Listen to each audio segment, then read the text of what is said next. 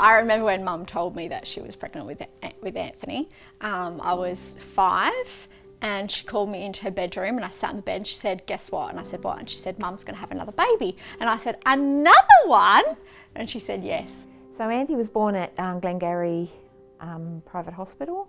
The youngest of 4. And I remember when he came and it was very exciting because I was a little bit older, so. So Anthony, it was his 2nd birthday and we were in the kitchen and he was on the floor opening up his presents, and Tony and I were talking to him and it was like he wasn't listening or couldn't hear us. So we took Anthony to the paediatrician and he just said that Anthony was basically a floppy baby.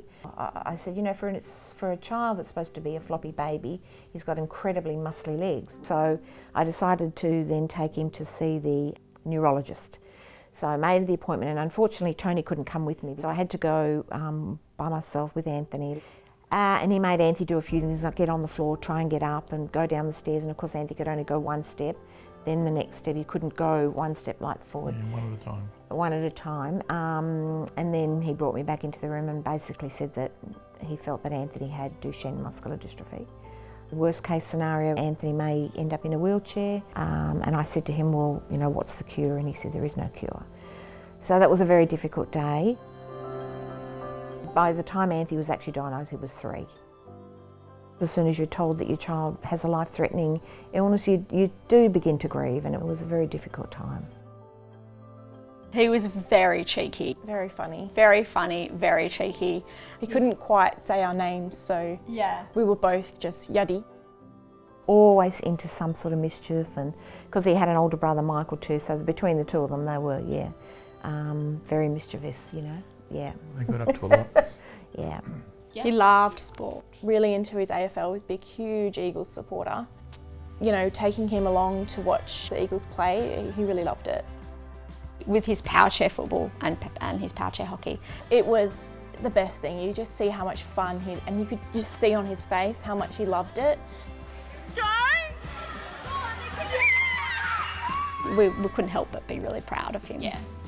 He'd been on a few MBWA camps and he'd met a couple of the boys there that had been playing sports, and that's what prompted him to go. A lot of the boys, like Dylan and Jacob and Aiden, they were all there and they were all around the same age. They formed really strong bonds, and I think that helped Anthony significantly with his confidence, and with, you know, his social life and with his friendships, because he made so many wonderful friends at sport, and they had similar interests and they had similar lives, so they could all really relate to one another. We took Anthony on lots of adventures, didn't we, Tone? Yeah. I think the highlight was obviously when he went to New Zealand. The girls took him to New Zealand for his 21st.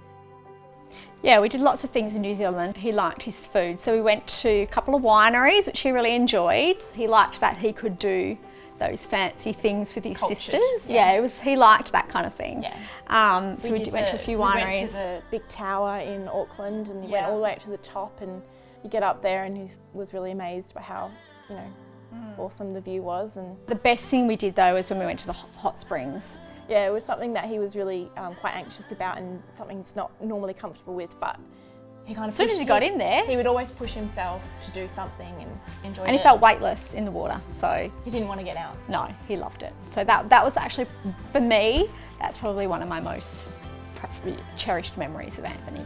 He got to do stuff that he wouldn't have been able to do. It was really special. What really shaped Anthony's personality and what brought him really out of his shell was the Duke of Edinburgh award. He was quite closely mentored by Connor Murphy. Through their friendship and mentoring, that was when Anthony really sort of came alive. He attained the bronze and the silver and was working on the gold, didn't quite, you know, complete the gold. So for the Duke of Ed, for his silver award, that adventurous journey was one of his sports trips that he organised, and he went with a carer. You know, we didn't go along to this one, it was all him being very independent. And he gave a speech at one of the MDWA conferences one year. I think the speech went for 5 minutes and it was just talking about the Duke of Ed, and it was just amazing to see this quiet boy come out of his shell and just become this man that just gave this speech and really blew everyone away. I think Anthony really taught me resilience. I just really enjoyed life to the best, you know, and never heard him complain. He really shaped me into the person that I am. And you look at the world in a different light. You notice the little things, and you appreciate what you have. I think always knowing that you didn't necessarily have all the time in the world kind of made it a bit more special and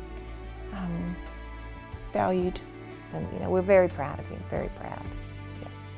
It also gave us a bit of fire in our bellies. Yeah. We were very passionate about Anthony's rights because it means something to us, and it does now, and it always will. This will always be my fight, and I think it's the same for Alana and for all our family. Anthony was a blessing.